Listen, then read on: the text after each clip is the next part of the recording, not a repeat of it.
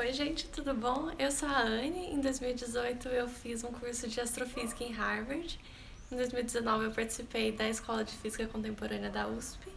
E esse ano, em 2020, eu estou indo para a Universidade de Toronto. Hoje eu vim falar um pouquinho sobre modelos cosmológicos, mas antes disso é importante definir o que é a cosmologia. A cosmologia ela é o estudo da estrutura e da evolução do universo. Então ela pergunta de onde o universo vem, como que ele chegou ao que ele é hoje e para onde ele vai. Nesse sentido, o modelo cosmológico ele é uma representação dessa estrutura do universo, só que em uma escala específica. Eu queria começar aqui com uma perspectiva histórica. Então, a primeira documentação de um modelo cosmológico que a gente tem é dos mesopotâmicos. E eles falavam que a Terra, que era plana e circular, ela era envolta por um oceano cósmico. Só essa denominação de oceano cósmico já dá a ideia de que esse tipo de modelo cosmológico estava muito ligado à mitologia da civilização.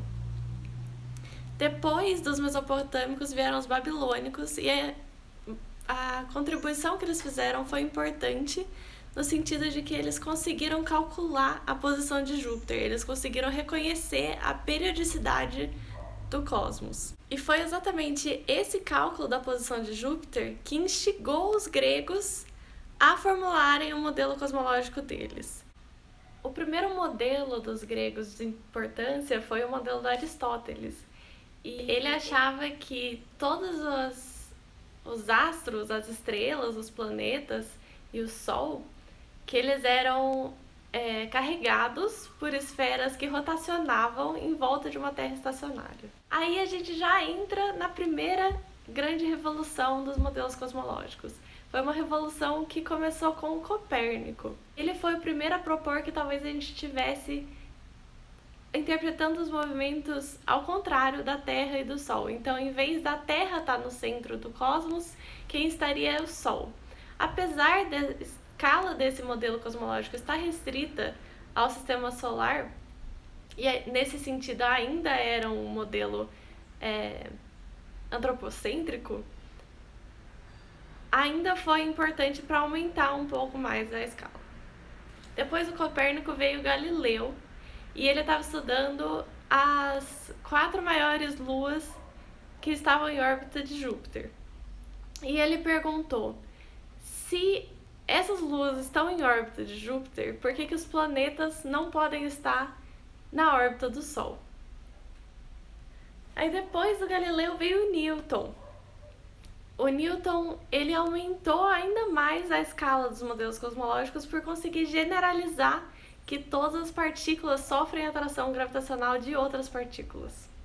Essa foi a base de todos os outros modelos cosmológicos que seguiram, porque ela deixa você assumir a homogeneidade da matéria no espaço. Então, em todas as direções e todos os lugares que você olhar, a matéria vai estar mais ou menos distribuída igual. Ela também deixa você assumir que essa matéria está equilibrada gravitacionalmente, mas que mesmo assim ela pode ainda estar instável. E agora a gente já entra no que dá origem à cosmologia padrão, que é a cosmologia com maior fundamentação observacional e teórica. Essa revolução veio com o Einstein, que propôs pela relatividade especial que as 3 dimensões do espaço e a 4ª dimensão do tempo estariam, na verdade, juntas, unificadas. Essas 4 dimensões juntas formam o que a gente chama de tecido do espaço-tempo, que é literalmente um tecido com todos os objetos astronômicos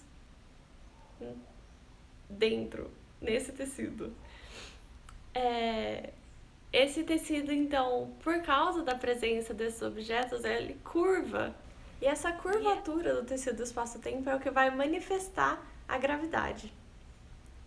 Então, a gravidade, para o Einstein, de novo, ela é a manifestação da geometria de dimensões mais altas. Esse, inclusive, foi o princípio que deu início às teorias de dimensões mais altas. Então, um pouco depois do Einstein, chegaram alguns outros cientistas os primeiros foram o Kaluza e o Klein, que expandiram essa ideia para mais de 4 dimensões. Então eles começaram com a 5ª dimensão e a curvatura dessas 5 dimensões seria manifestada não só na força gravitacional, como também na força eletromagnética. Mas voltando um pouco para a relatividade geral do Einstein. Essa curvatura do espaço-tempo, na equação de campo do Einstein, ela pode ser representada de 3 jeitos. Existe uma curvatura plana, uma curvatura positiva e uma curvatura negativa. Como dá para ver nessas imagens, a curvatura plana, ela vai sempre conter triângulos que somam 180 graus. A curvatura positiva, os ângulos dos triângulos vão somar mais que 180 graus e nas negativas menos que 180 graus. Outro aspecto importante dessa equação de Einstein é que ele possui um fator de escala, que sugere diferentes comportamentos para o tecido do espaço-tempo dependendo de diferentes circunstâncias. Então, por exemplo, na prática, a densidade energética e a pressão da matéria são sempre positivas. Isso, na equação, vai mostrar que o universo ele não pode ser estático, que esse fator de escala do universo ele não pode ser constante. Então, necessariamente, o universo ele é dinâmico. Agora, de novo, em relação à curvatura do espaço. É possível analisar esse fator de escala dependendo da curvatura que você dá para o universo. Nesse gráfico aqui, tem 3 aspectos importantes. O primeiro é que no presente, independente da curvatura, o comportamento do fator de escala sugere o universo mais ou menos igual. Isso é bom, porque se a gente tivesse dados observacionais muito diferentes do que o fator de escala sugere, aí seria um indício de que esse cálculo todo está errado. Independentemente da curvatura, o fator de escala sugerir o universo como o nosso é um bom sinal. Agora, se você analisar esse gráfico para o futuro, obviamente as diferentes curvaturas sugerem comportamentos diferentes para o fator de escala. Então, por exemplo, na curvatura negativa, a expansão do universo desacelera. Inclusive, é desse pressuposto que parte todas as teorias que falam que o universo vai expandindo e vai chegar uma hora que ele vai comprimir e voltar ao que seria um Big Crush. Que esse é como se fosse o oposto de um Big Bang. Agora, o outro aspecto importante é se você analisar para o passado. Assumindo a gravidade como sempre atrativa, que é como ela é hoje, o comportamento do fator de escala, independente da curvatura também, vai sempre tender para o zero num ponto finito de tempo. O que isso significa? Que o universo teve um início, que teve uma origem. Nesse gráfico aqui, tem 3 aspectos importantes. O primeiro é que no presente, independente da curvatura, o comportamento do fator de escala sugere o universo mais ou menos igual. Isso é bom, porque se a gente tivesse dados observacionais muito diferentes do que o fator de escala sugere, aí seria um indício de que esse cálculo todo está errado. Independentemente da curvatura, o fator de escala sugerir o universo como o nosso é um bom sinal. Agora, se você analisar esse gráfico para o futuro, obviamente as diferentes curvaturas sugerem comportamentos diferentes para o fator de escala. Então, por exemplo, na curvatura negativa, a expansão do universo desacelera. Inclusive, é desse pressuposto que parte todas as teorias que falam que o universo vai expandindo e vai chegar uma hora que ele vai comprimir e voltar ao que seria um Big Crush.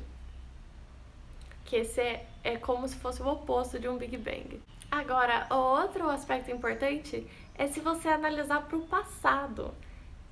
Assumindo a gravidade como sempre atrativa, que é como ela é hoje, o comportamento do fator de escala, independente da curvatura também, vai sempre tender para o zero num ponto finito de tempo. O que isso significa?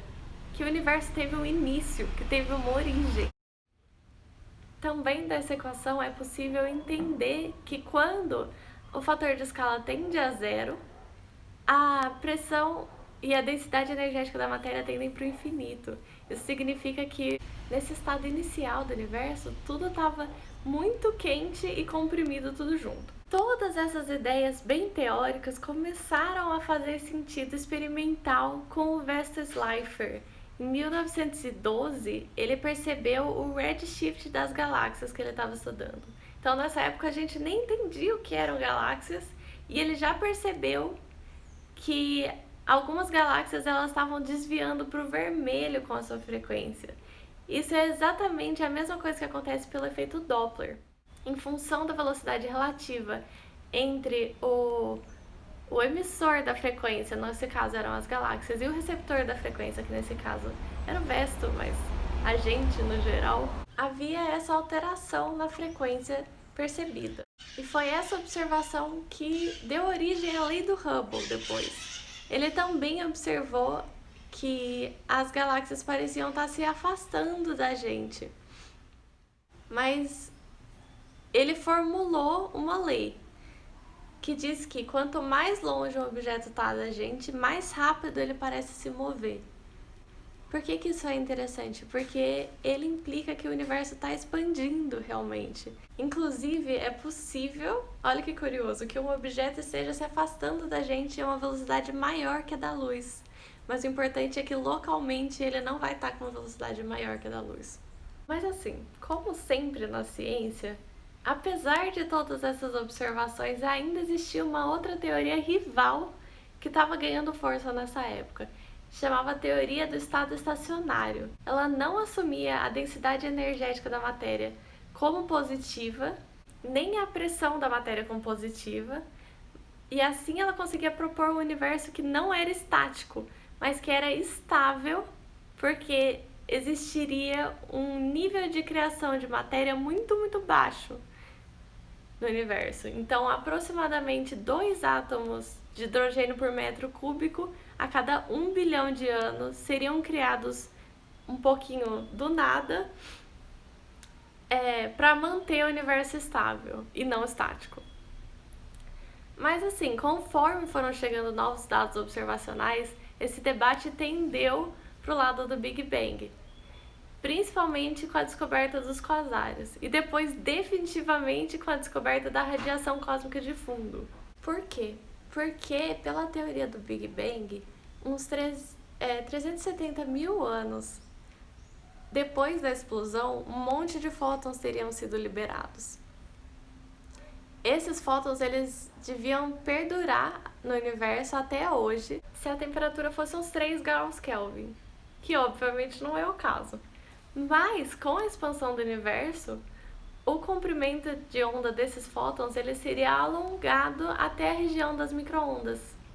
E foi exatamente esse o sinal persistente que Dick Peebles em Princeton e o Penzias e o Wilson na Bell Labs captaram simultaneamente. Como era um sinal muito persistente que vinha de todas as regiões do espaço, todos esses cientistas acharam que era um erro. Então eles tentaram aumentar a precisão ao máximo, até chegar ao ponto de matar todos os pássaros que tinham perto ou que chegavam perto desses experimentos, para ter certeza que não era uma interferência externa e que era realmente um dado científico que eles tinham encontrado. Agora, a radiação cósmica de fundo ela vai trazer um problema para a cosmologia padrão, que é que todas as partes do universo parecem ser iguais. Mas pela cosmologia padrão, essas partes não têm como ter se comunicado no começo para se parecerem tanto hoje em dia. Esse é o chamado problema do horizonte. E formalmente ele diz que não existe uma explicação causal possível para a uniformidade aparente do universo. Existe também um outro problema com a cosmologia padrão. Para que a matemática ela espelhe o universo que a gente observa hoje, a constante do Hubble ela precisa ser escolhida muito precisamente para produzir um universo plano. E aqui a ênfase é na palavra escolhida, ela não é uma constante que aparece naturalmente dentro da matemática.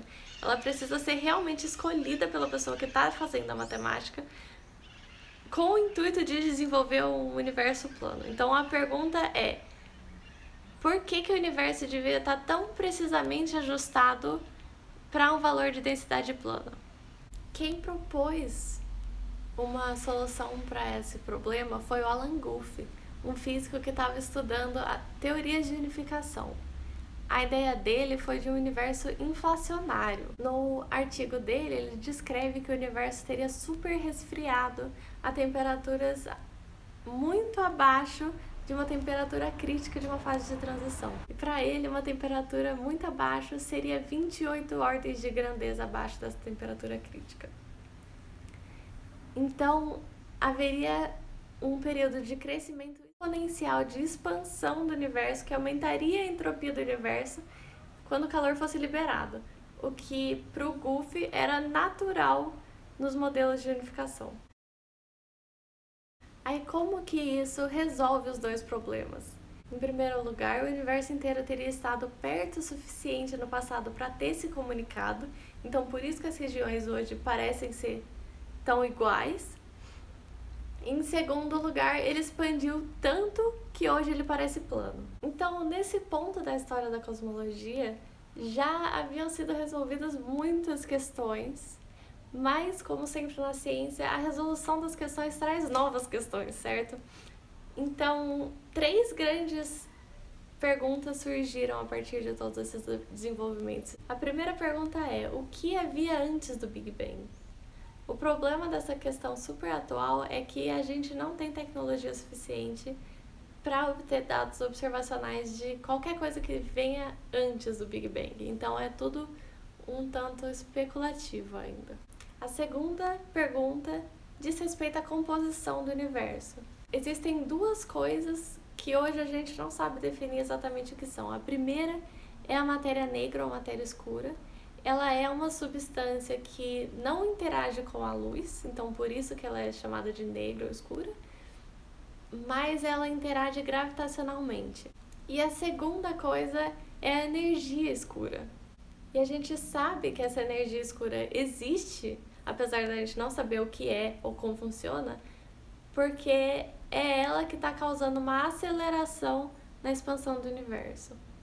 E a terceira pergunta, também super atual, e talvez essa um pouco mais acessível, entre aspas, do que as outras 2 hoje, é se existe vida em outros lugares do universo. Porque como o universo ele é homogêneo e isotrópico, tudo na cosmologia aponta que outros lugares teriam sim vida, que não tem como ter sido um aspecto único da Terra. Inclusive, todas as apostas são que dentro das próximas décadas cheguem a uma conclusão mais definitiva sobre essa última questão. A história dos modelos cosmológicos, ela é uma história que representa, de certo modo, toda a ciência. Ela parte de uma curiosidade inata do homem de olhar para o céu e tentar entender como ele funciona e como ele afeta a gente. E ela passa por várias revoluções, uma sobreposta à outra, que trouxe o progresso para os modelos atuais. Eu adoraria falar aqui de todas as outras teorias que sucedem à cosmologia padrão, mesmo que elas sejam um pouco mais especulativas, mas se alguém quiser ler um pouquinho de um exemplo dessas teorias, eu recomendo muito o livro Vários Mundos em Um, do Alex Vilenkin, que fala sobre a teoria do multiverso. Enfim, eu vou concluir a minha palestra por aqui, mas eu queria muito agradecer a organização do Encontro de Astronomia. É sempre muito bom participar desses eventos de divulgação científica e eu sou muito grata por essa oportunidade.